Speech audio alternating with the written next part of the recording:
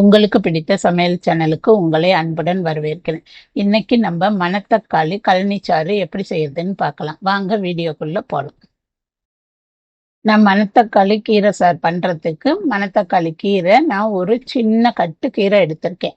அதுல பூவு காய் எல்லாத்தையும் சேர்த்தே எடுத்துக்கோங்க, அப்ப நல்லா இருக்கும். அதை நல்லா நான் இப்ப அலசி எடுத்துட்டு வந்து வச்சிருக்கேன். அதை அருகாமனையில இதுல எல்லாம் கட் பண்ண வேண்டாம், நீங்க இந்த மாதிரி கையிலேயே கிள்ளி போட்டுக்கோங்க. அப்பதான் கசப்பு இருக்காது. இந்த மாதிரி கிள்ளி போடும்போது இப்படி எல்லாத்தையும் நல்லா ஒரு 2-3 அப்படி கிள்ளி எல்லாத்தையும் போட்டுக்கோங்க. இந்த மாதிரி எல்லா கீரையும் கிள்ளி எடுத்து வச்சுக்கோங்க. இப்ப கடாயில 1 ஸ்பூன் எண்ணெய் ஊற்றி 1/2 ஸ்பூன் வெந்தயம் சேர்த்துக்கோங்க. அதுக்கு 1/2 ஸ்பூன் ஜீரகம் சேர்த்துக்கோங்க. ஒரு 10-15 மிளகு சேர்த்துக்கோங்க காரத்துக்கு. இப்போ இதை நல்லா வதக்கிக்கோங்க. கொஞ்சம் நல்லா பொரிஞ்சு வர அளவுக்கு வறுத்துக்கோங்க. கண்டிப்பா வெந்தயம் சேர்த்தாதான் நல்லா இருக்கும், அதனால சேர்த்துக்கோங்க. அதை இது மிளகாய் விதையெல்லாம் கொஞ்சம் கிள்ளிட்டு ஒரு 4 மிளகாய் எடுத்து வச்சிருக்கேன், அதையும் இதுல சேர்த்துக்கோங்க. அது கூட சின்ன வெங்காயம் ஒரு 7-8 வெங்காயம் நீல வாக்கில் கட் பண்ணி வச்சிருக்கேன், அதையும் இதுல சேர்த்துக்கோங்க. பெரிய வெங்காயம் சேர்த்துக்காதீங்க, சின்ன வெங்காயம் தான் இது டேஸ்ட் நல்லா இருக்கும், அதனால இதுவே சேர்த்துக்கோங்க. இது சேர்த்து நல்லா இதை வதக்கிக்கோங்க.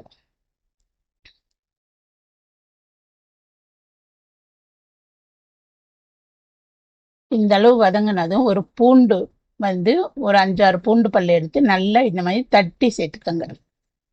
அப்பதான் இது டேஸ்ட் நல்லா இருக்கும். இதையும் இப்ப இந்த மாதிரி நல்லா வதக்கிக்கோங்க. இந்த வதங்கும் போதே ஓரளவுக்கு நல்லா வெந்துடும் இந்த பூண்டு. இந்த அளவுக்கு இப்படி வதக்கி எடுத்துக்கோங்க. இப்ப ஒரு 1/2 தக்காளி எடுத்து வச்சிருக்கேன், அதை சின்ன சின்னதா கட் பண்ணி இதுல சேர்த்துக்கலாம். தக்காளி சேர்க்கும் போது அந்த புளிப்பு லைட்டா இருக்கும், அந்த கீரை சாருக்கு அது நல்லா இருக்கும், அதனால சேர்த்துக்கோங்க. அதையும் இப்ப சேர்த்து எல்லாத்தையும் நல்லா வதக்கி விட்டுக்கோங்க. இப்ப நம்ம எடுத்து வச்சிருக்க கீரையை இதுல சேர்த்து நல்லா வதக்கிக்கலாம்.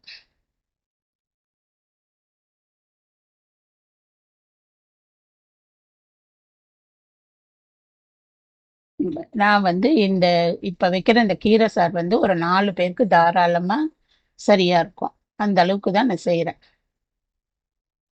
இப்ப இதை நல்லா கொஞ்சம் வதக்கிக்கோங்க இந்த எண்ணெயிலேயே.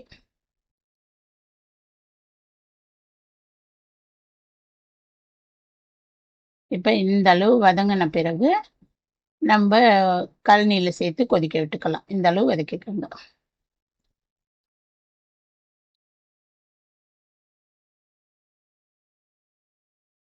இப்ப இதை இறக்கிட்டு கழனி நான் அரிசி கழுவுன தண்ணி எடுத்து வச்சிருக்கேன். இதுக்கு அந்த தண்ணியில வச்சாதான் அந்த டேஸ்ட் நல்லா இருக்கும். ஃபர்ஸ்ட் தண்ணியை கீழே ஊத்திருங்க, அது தூசியா இருக்கனால. அதுக்கப்புறம் 2வது 3வது கழுவுற தண்ணியை இதுல சேர்த்து எடுத்துக்கோங்க. இப்ப இந்த அளவு தண்ணி இருந்தா சரியா இருக்கும். இப்ப இதுல நம்ம வதக்கி வச்சிருக்க கீரை எல்லாத்தையும் இதுல சேர்த்துக்கலாம்.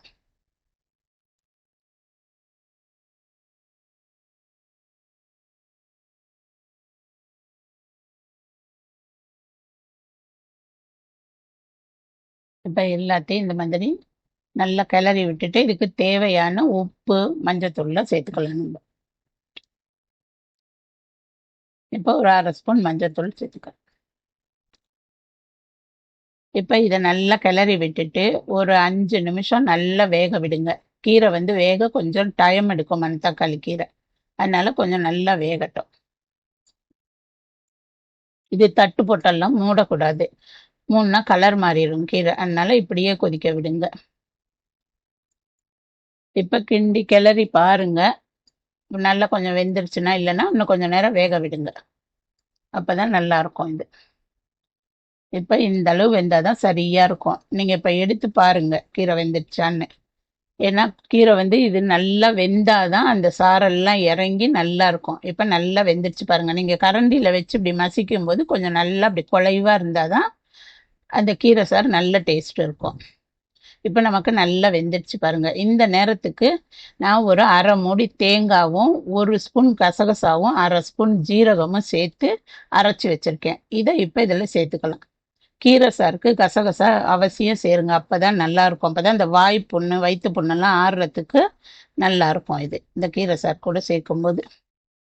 இப்ப இதை எல்லாத்தையும் சேர்த்து நல்லா கலக்கி விட்டுட்டு லேசாக ஒரு கொதி வந்து ஆடை வரும்போது நம்ம எடுத்துக்கலாம். ஏன்னா ரொம்ப தேங்காய் ஊற்றின பிறகு கொதிச்சாக்கா நல்லா இருக்காது, நீத்து போன மாதிரி ஆயிடும். இப்போ லேசாக ஒரு கொதி வர வரலும் வச்சிருப்போம். இப்போ நல்லா இந்த கொதி வந்துடுச்சு பாருங்க. இந்த அளவுக்கு இருந்தால் சரியா இருக்கும் நமக்கு. இப்போ இந்த நேரம் நீங்கள் டேஸ்ட் பார்த்துட்டு உப்பு மட்டும் பார்த்துட்டு சேர்த்துக்கோங்க. இப்போ நமக்கு மணத்தக்காளி கழனி சாறு ரெடி ஆயிடுச்சு. இதை நீங்களும் வீட்டில் செஞ்சு பார்த்துட்டு எப்படி இருக்குன்னு கமெண்ட் பண்ணுங்க, லைக் பண்ணுங்க, ஷேர் பண்ணுங்க, மறக்காம சப்ஸ்கிரைப் பண்ணுங்க. நன்றி.